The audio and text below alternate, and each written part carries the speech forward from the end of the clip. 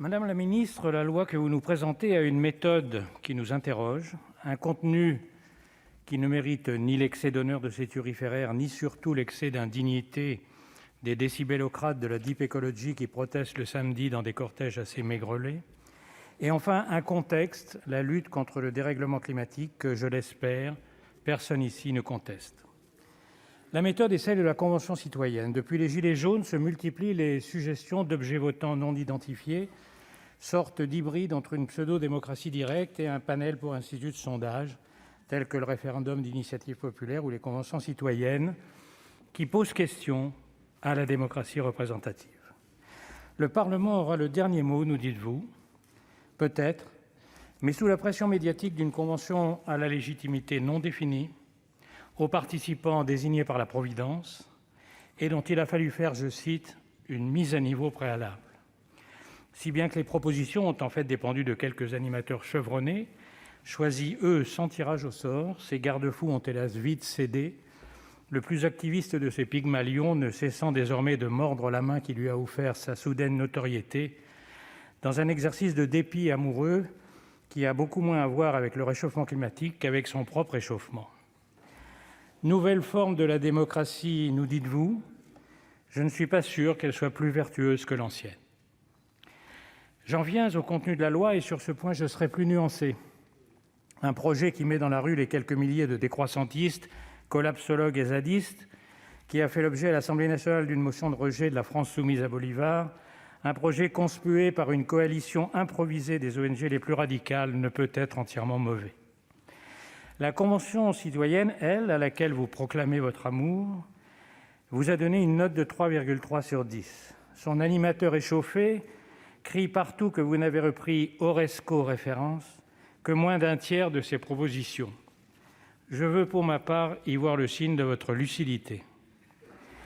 Car cette convention a accouché de 3 sortes de mesures. Des mesures techniques, parfois déjà entreprises, comme la rénovation des logements, l'économie circulaire, la décarbonation des transports, qui vont dans le bon sens. Ensuite, des solutions à la française, qui proclament des bons sentiments et rendent les lois bavardes.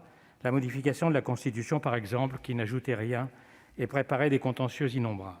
Et enfin, un catalogue de contraintes, fonds de commerce des décroissants. Vous avez choisi les mesures qui vous paraissaient les plus pertinentes et surtout les moins chimériques.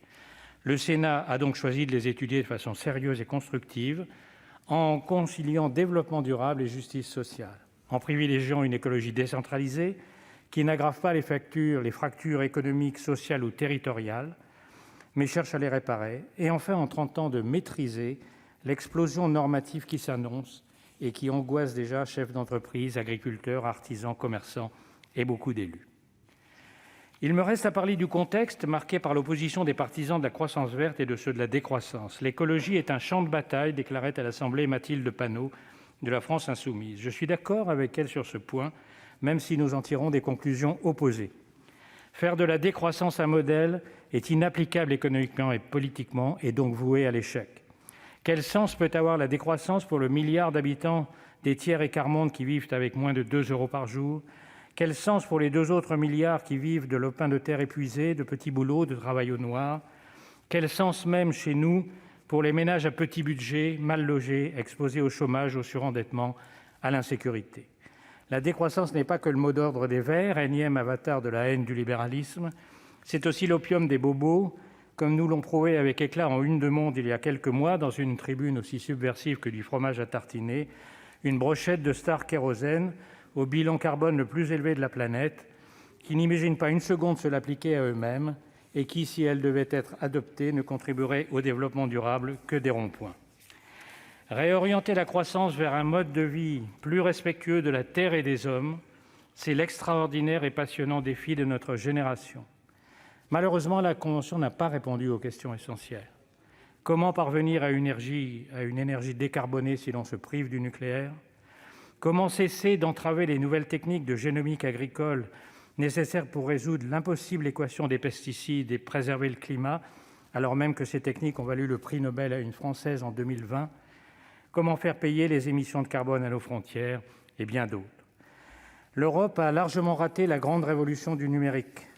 La prochaine est celle des industries de la transition écologique. C'est là qu'est l'enjeu majeur du plan de relance post-covid.